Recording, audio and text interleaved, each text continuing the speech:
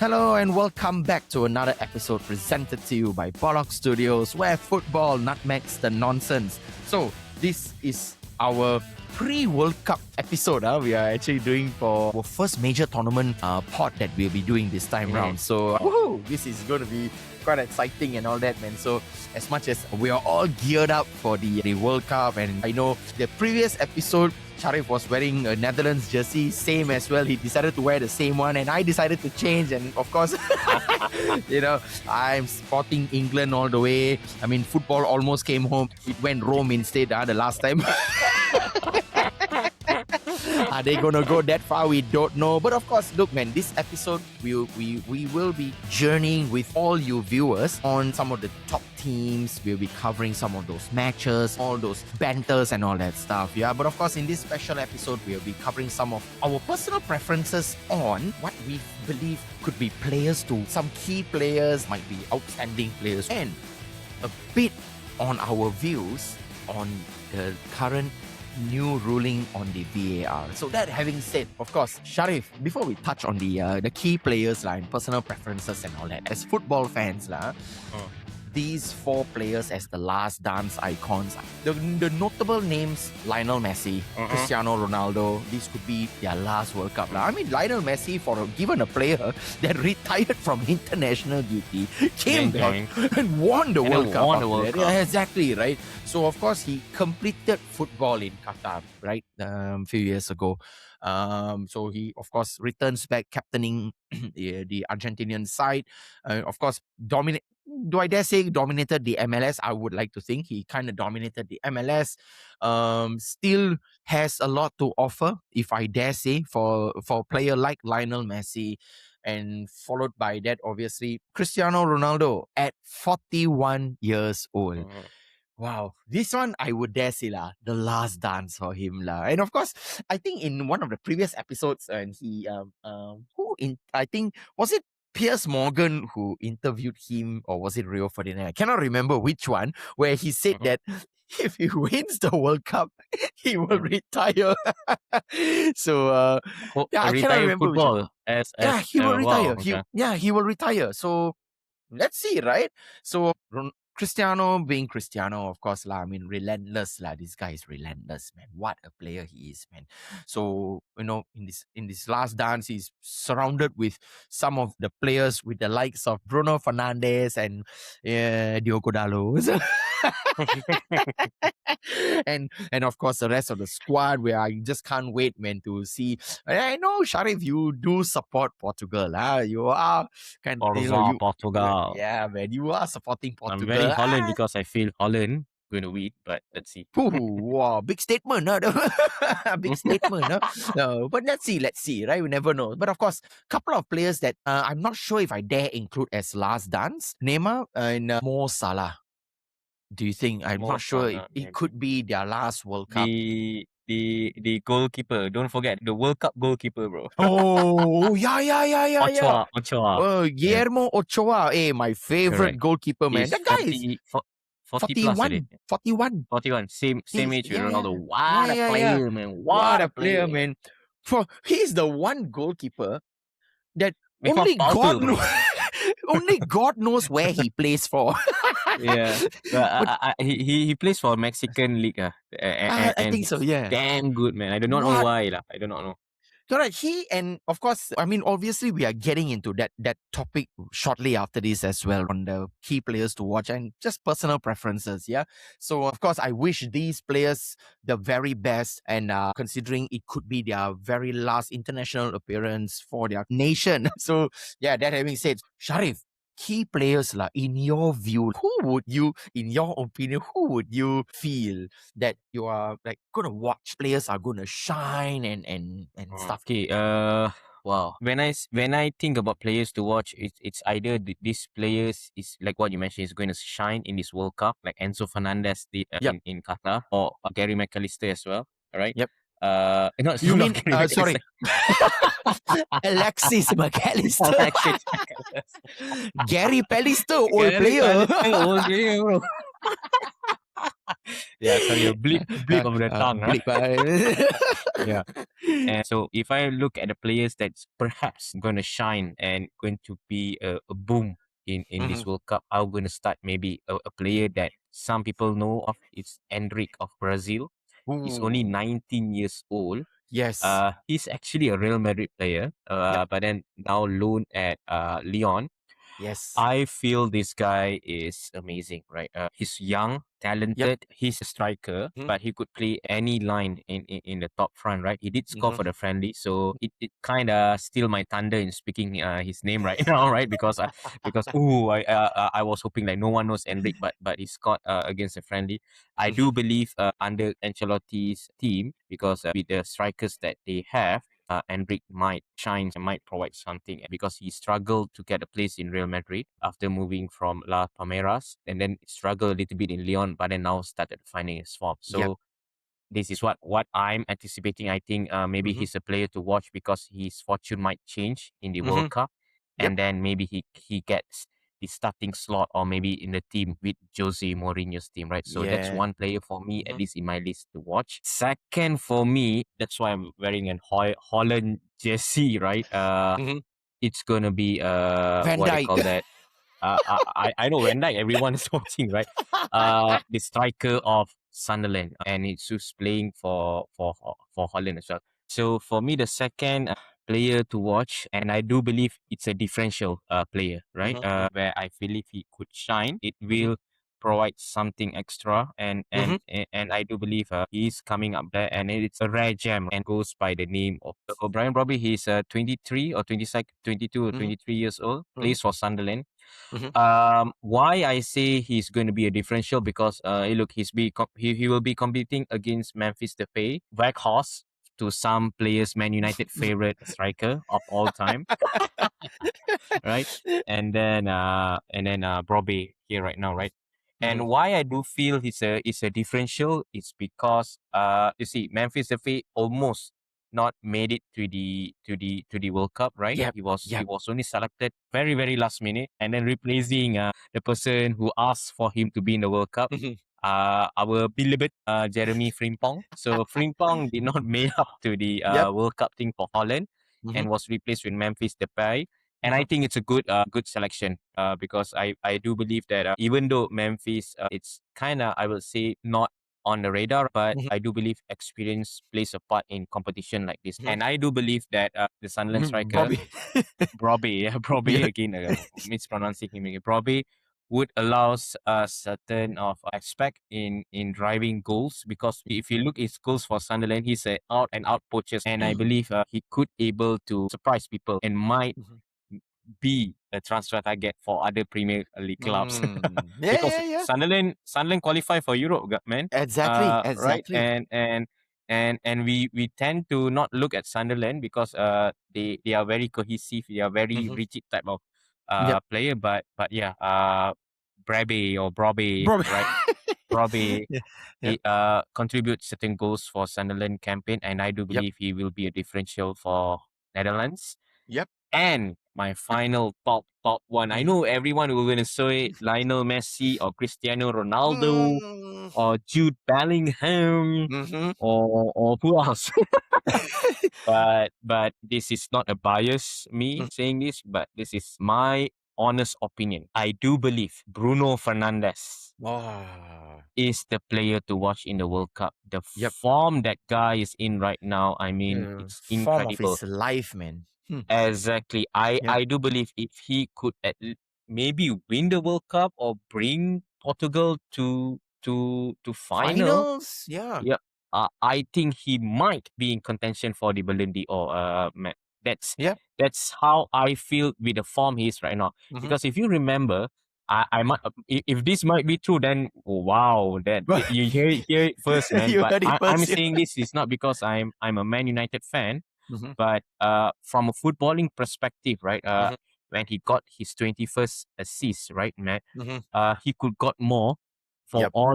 for not for all the players that Man United has, Mhm. but now he's in a Portugal team where Yep. he has Cristiano Ronaldo up front, and you have a very good two pairing midfield partner of Vitinha and Ruben Neves as well, right? Yes. And what the team right now Portugal has.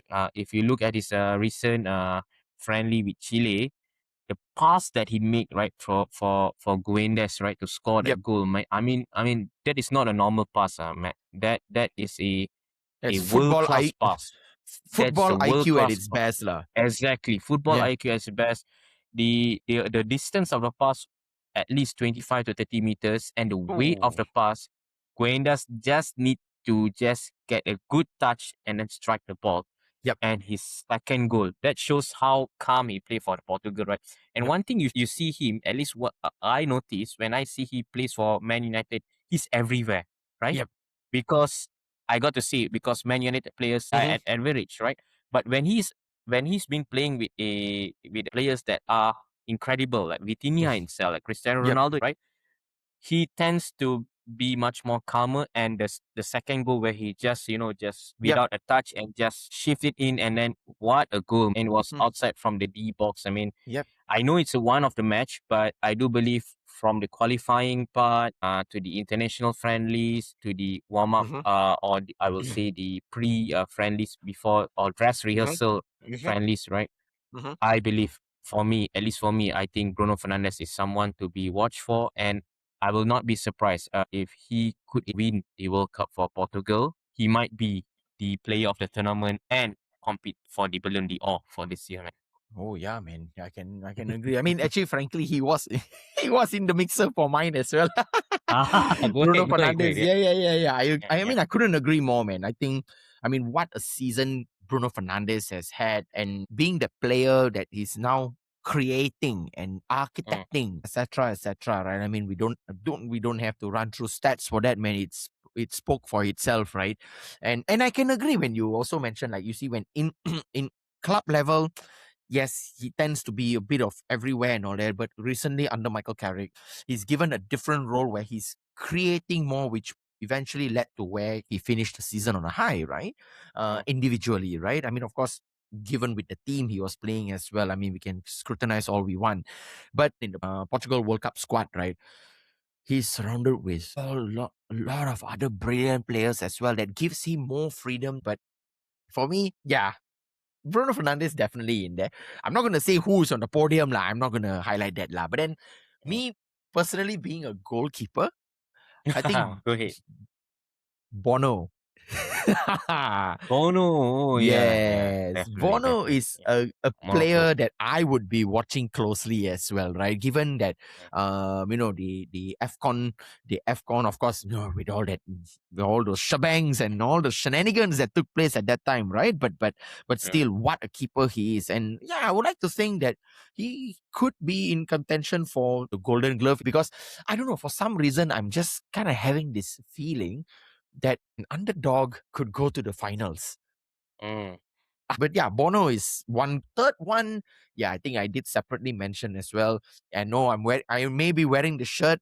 Football. Don't know when it's going to come home, but given the player in Elliot Anderson, I think he is a player to watch, provided he starts, right. Because Thomas Tuchel, again, first time he is taking charge of an international team with England Okay. competing in the World Cup. I'm not saying England is going to win.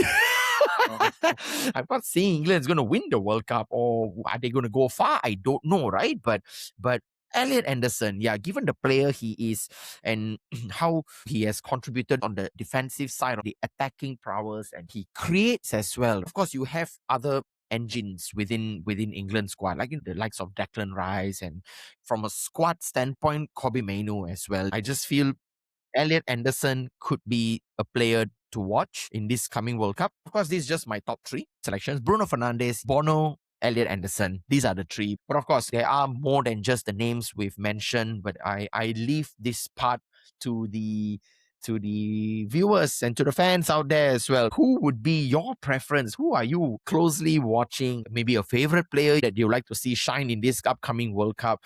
Let us know your thoughts. Drop us your opinions, and we look forward to contribute to some of the conversations on socials. Yeah. So that having said, with the upcoming World Cup comes with some level of debate or some dissatisfaction and whatnot. But the VAR rulings have kind of like enhanced, or do I dare say changed for the better or for worse? We don't know. But okay, so this is in general, yeah. So this is also addressing to the viewers out there as well. The narratives are all out there. You can all go and check it out. So Sharif, they mentioned about the set piece anticipation where VAR can now penalize clear attacking fouls committed just before a corner kick or free kick Okay. is kicked into play, right? Provided it directly impacts a subsequent goal or penalty. Okay, so that is one of the new rule. The second ruling is the second yellow cards. VAR can now intervene and recommend an on-field review if a player is shown a red card resulting from a clearly incorrect second yellow card. So if you ask me personally, I think this is a good ruling. For me, it's also a good ruling, but there is a caveat to it because now if you look right, handballs and penalty when the referee on field does not feel like it's a handball or penalty, but then when the VAR interrupts and or interjects Yes. and then says that, hey, Mr. Referee on field, you might want to have a look. And that psychology, this is what I'm afraid of. I'm not saying that it will happen, but for me, I'm seeing more and more as a human psychology because when you were saying that, hey, you might want to see what's going on, it's a nice way of saying that, bro, you macam buat salah, bro, you like did a small mistake, right? Yep. I'm giving you a chance to see, right? And more often, what happened once the referee on field review, it will take the decision from the VAR itself, right? Yeah. So for me, I don't get me wrong. I'm agreeing on the yellow card because I do feel like sometimes the first yellow card it's either the first yellow card or the Yep. second yellow card. It might be a very least type of a fall or tackle or something like that, right? But sometimes players goes to the ref and try to get, oh, this guy is on a second yellow. You should get a second yellow or something like that, right? But I do believe that it impacts the VAR decision making, and one thing I would like to not happen is that the VAR or the one who is sitting behind uh in a in a studio or in a monitor, right, decides more or have the more authority Yep. than the referee on the The field, right? So on-field, so that's my worry. yes. That's my worry. I agree with. I was about to say that as well. So is this taking away the Yeah, authority of the correct. on-field referee, right? So yeah, everything depending on the VAR studio Correct. and all that stuff. So it's quite tricky. But I want to hear the viewers' thoughts as well. So just do drop your comments there as well. And of course, moving to the third new ruling is where the this one actually happened before in the past. Mistaken Yeah. identity for cautions. So This is the where must. yeah, so whereby VAR can step in to correct a referee who gives a yellow or red card to the wrong player, right? And it happens, right? Sometimes there's a brawl, everyone just comes in a brawl and all that, and that's when oh, hang Correct. on a minute, who am I going? Because okay, that one Too many. on Yeah. that on that note, when there is a brawl, I can understand referees will surely tend to make mistakes. Hence, it's good to have VAR. But then, what happened many years back? Of course, I think was it Arsenal? So yeah, so to avoid all that stuff, like well, it was funny, right? But then anyway, that was what it was at that time. So I think this is okay. And then there's the fourth new one is incorrect corners. So where VAR can quickly notify a referee if a corner kick was wrongly awarded instead of a goal kick. But Again, the same thing. provided it doesn't heavily delay the restart. This is okay lah. Because sometimes making all that decisions and all that. I mean, usually in this kind of scenarios, very fast they take it, right? So I don't think there is a delay. But would this cause a delay to make a decision? I don't know, right? So, and of course, that's for the fourth one. The fifth one is the semi-automated offside technology, the SAOT lah, they call it. So the earpiece of linesmen will now receive a real-time audio alert, which alerts the second player is more than 10 centimeters offside, which allowing for immediate flagging. So I think overall it's okay. Forgot to also mention another thing. Now players are not allowed to close their mouth and and talk to each other. So that's a straight red, I think. So I don't know lah. That one I I don't know how many players are going to be on field, man. yeah.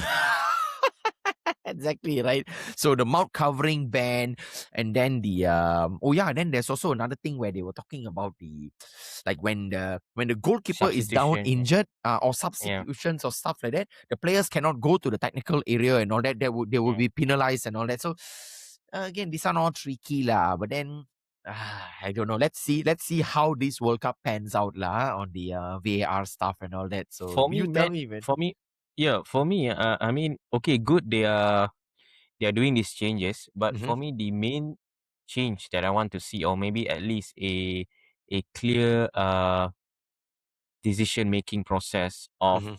hand to ball or Yep, ball to hand, right? yep. I guess that's what happened in the last World Cup. A Mm-hmm. lot of penalties were awarded, right? Oh yes, Because yes. of Mm-hmm. handballs, right, Yep, and fouls that happen in the penalty box, right? And also the pork ball. yep, We touched this as well, right? yep, Contributing to a goal, right? yep. Whether the person was contributing to a Yep. goal or offside Mm-hmm. or Mm-hmm. something like that. That is also still uh not yet ironed out, right? Mm-hmm. So for me, there are certain areas that I do feel that maybe the referee authorization or Mm-hmm. authority of FIFA itself need Mm-hmm. to focus more. But I guess they are kind of just focusing on these small stuff that I don't feel is more important, like the captains that only can be speaking to the referee, the Yep. substitution that we were Mm-hmm. saying, Yep. right? The covering the hand and everything, right? I Mm-hmm. guess that is something that do not need to be written, you know, vividly or in a referee handbook. But yeah, again, we are moving away for where the actual problem is right now, right? Those Mm-hmm. two stuff that I believe is still a issue, not Mm-hmm. in World Cup, but in entire football Football. that we Mm-hmm. love, right? Mm-hmm. So yeah, remember Yeah. sometimes when uh whether the fall was whether the defender was the last man or Mm-hmm. was the running, all the pork mall, I Exactly. think, yeah, we touched that. I think Mm-hmm. Man United were not getting that decision, right? So those two for me, at least for me, I see still not being covered. But yeah, let's see.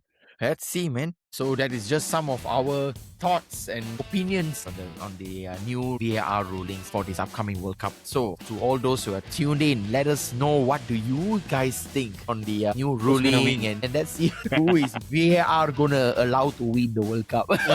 Yeah. So yeah, so the VAR Cup, so we don't know, yeah. So but let's see. But of course, do share us your thoughts, or if there were any of the rulings that we missed out, guys, do let us know what we have missed out, and drop us your opinions as well. We would like to hear from you, and we do the very best we can. We will also respond back to you accordingly. So with that having said, let us also know who are you rooting for this upcoming World Cup. And we have come to the end of this episode, and the upcoming ones will be pretty much covering all our favorite teams, and you can already tell from our jerseys and from the earlier of the episodes as well. Until then, stick around for our World Cup specials that we on your way very soon. So this is Matt, your host, signing out alongside Sharif. As once again, peace out, cheers, and see you in the next one. Woohoo!